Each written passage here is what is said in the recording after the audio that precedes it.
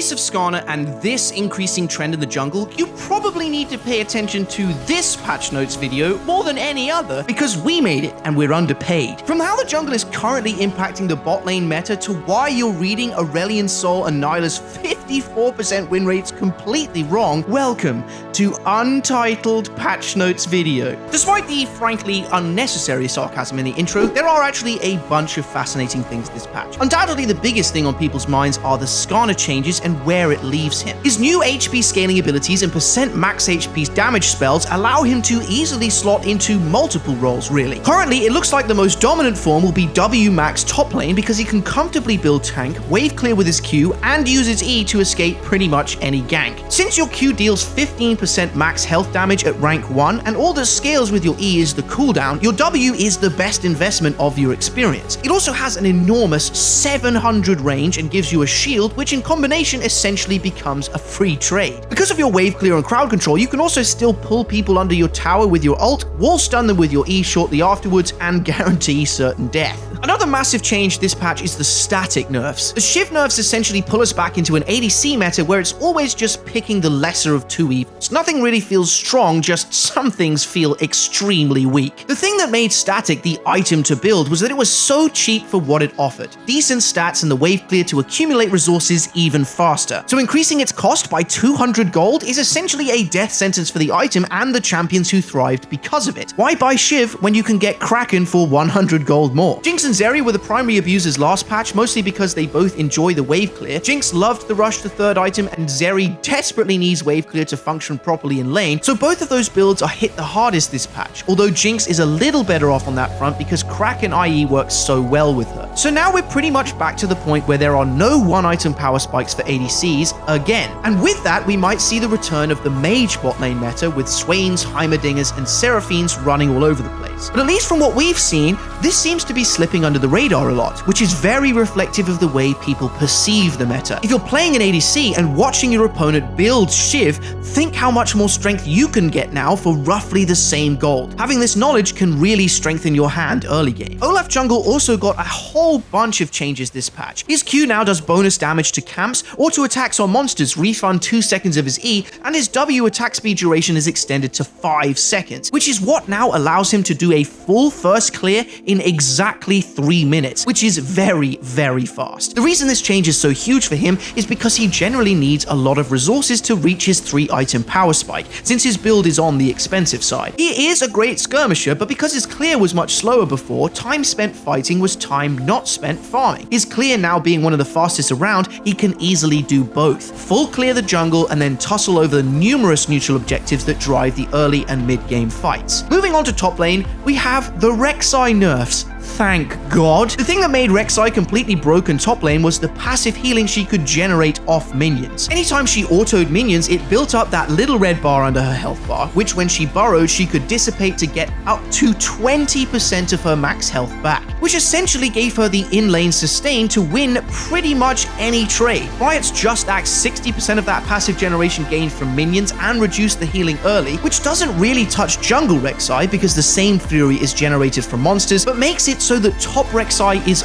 okay to play against for the rest of us. Speaking of not being okay to play against, if you hadn't seen it already, last patch's Camille support was a complete menace to deal with, and Riot were not happy about that. In an attempt to bring her back to top lane, they may have inadvertently just sent her to the moon. She now has less cooldown and more move speed on her true damage Q, and tactical sweep heals her more for better in-lane sustain, which gives her an enormous amount of early damage. So she's basically replaced Fiora as this annoying split pusher, and her win rates are already feeling that. But as a byproduct of this reshuffling of power, Renekton's win rate might see some positive changes given how well he does into Camille. His empowered W shatters her passive, which dramatically reduces her trading power, and he can burst her fast enough that she doesn't really have the time to get that true damage Q off. The new Susan changes mean that he's not a scaling champion anymore. I know that sounds weird. Riot gave him 10 extra base damage on his Qs because they were worried he was being punished too hard in the early game, which basically means you only really need need 2 items and 400 stacks to 1v1 almost anyone, which is mid-game territory. What you have to remember is how the Sheen passive and his ult interact with his Q and how well they will make use of all that bonus base damage. Jungle is quite closely tied with bot lane at the moment, so I'll pass gently over it for now. What isn't gentle are all the massive buffs Galio's been getting over the last few patches, and with them you'd think that his win rate would be the size of a small mountain at this point. But he actually struggles really hard into commonly played mid laners like Sylas or Ahri, which is punishing his win rates across the ranks. Ahri deals true damage, and Sylas's healing is hard for Galio to deal with because of how long his own cooldowns are by comparison, but in the matchups he does win, you can really feel those buffs speeding up the snowball. And at the point those counters inevitably fall off the radar, his win rate will skyrocket. However, nothing seems to be able to touch Aurelion Sol. In fact, nothing's been able to touch Aurelion Sol for the last 7 patches. His 54% win rate and build have remained unchanged for the last 3 months, but the reason it's so high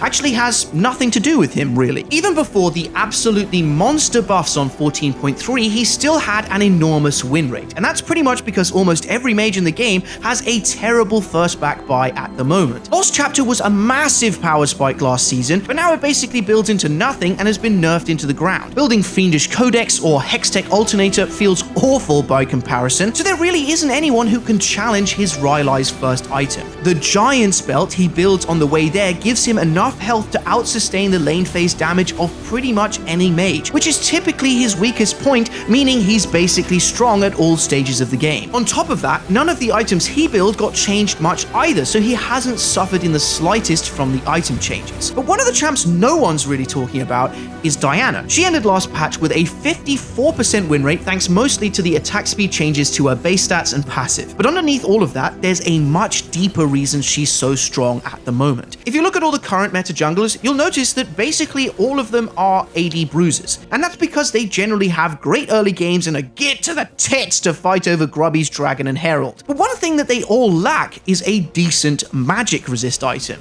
Apart from Maw, which feels awful, there aren't any bruiser items that give you magic resist. You'd have to default to tank items like Spirit Visage or Force of Nature, which don't come with damage and just delay power spikes. And yes, we're still talking about Diana mid lane here because Diana fits perfectly into the heavy fighting meta. As the best AP fighter right now, she can dive into team fights or under the enemy tower, and all the champions she's facing have to put themselves at a disadvantage to deal with her, which is also true of her in the jungle. But despite the hype, the jungle is a little bit quiet in the changes department, but even though the changes are small, it's the environment they're echoing that really tells the story. To the great disappointment of the 6 remaining Rell jungle players, Riot just removed all the bonus damage to monsters on her spells, so Rell jungle just doesn't exist anymore. Thanks for playing. Sylas's Q just got a big clear buff to it to make it more viable, which adds another AP fighter into the mix for jungle, and we've already spoken about Olaf's changes. Volibear basically got gutted a little bit. The removal of Sundered Sky's interaction with his Q largely reduces his damage output, and the rank 1 cooldown of his ult is now almost 3 minutes, meaning how the early game plays out is essentially defined by how well you use your first ult, since you'll basically be in the mid game by the time it's back off cooldown. But what's more important about the jungle is how it impacts bot lane. Since we're in such a fighting heavy jungle meta, supports are really encouraged to roam and get involved in those early scuffles. So ADCs that feel comfortable farming by themselves are extremely valuable to their teams. Smoulder has soared into that category. The safety in his E and wave clear from his sneeze and ult enable him to comfortably 1v2 without worry. Pair that with the minor buffs he's just received and the reduced power of the ADCs he doesn't like through the statics nerfs, and he's looking pretty solid again. On a similar note, engaged tanks like Sejuani or Maokai also struggle against big bruiser champs like Olaf in the jungle, and Rell's been completely removed as an engage option, meaning that the role of engage will be almost exclusively down to the support pick. Combine this with the nerfs to Zac to delete Camille support, and champs like Rakan, Thresh, and Nautilus will bring massive amounts of value to an otherwise passive team comp.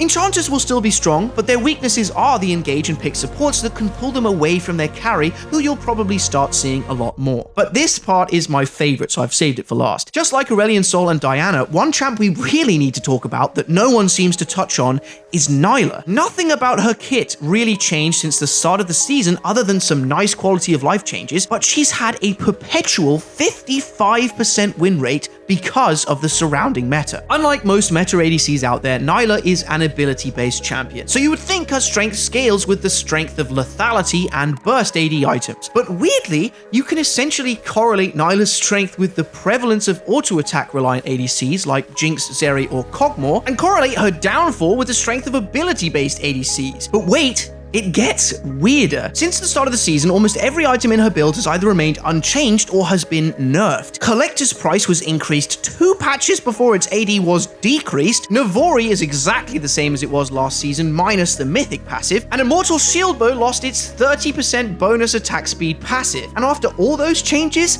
her win rate actually increased. What is going on? It's actually quite simple. Her W dodges all auto-attack based damage for about 2 seconds. Nilah might be an ability-based ADC, but she's not the best one. That title would probably go to Lethality MF or Lethality Varus. So during times where ability-based AD items are strong, she's generally not that great because she's outshone by others. But as soon as they or their items get nerfed, suddenly there's room for auto-attacking ADCs to thrive, and her win rate skyrockets because of how good her W is against them. She's either one of the most average ability-based champions you can play, or the only ability-based champion you can play. And that's pretty much it for how the changes this patch will impact you. Thank you very, very much for watching. I hope you've come out of this feeling informed to some degree. And until next time, good luck and have fun.